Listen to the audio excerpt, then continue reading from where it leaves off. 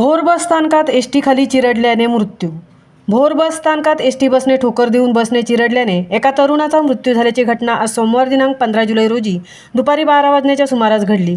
बस स्थानकात जात असताना एसटी बसने ठोकर देत एसटीचे चाक तरुणाच्या डोक्यावरून गेले. यामध्ये एका तरुणाचा मृत्यू झाल्याची घटना घडली आहे. अपघातात मृत्यू झालेल्या तरुणाचे नाव रुपेश गायकवाड असून तो पोलादपूर जिल्हा रायगड येथील रहिवासी असल्याची प्राथमिक माहिती मिळाली आहे. घटनेची माहिती मिळताच भोर पोलीस घटनास्थळी दाखल झाले आहेत. त्यांनी मृतदेह ताब्यात घेतले असून भोर उपविभागीय रुग्णालयात शवविच्छेदनासाठी पाठवला आला आहे. सदर घटनेचा पुढील तपास भोर पोलीस करत आहेत. महामुंबईसह सीताराम कळंबे, भोर.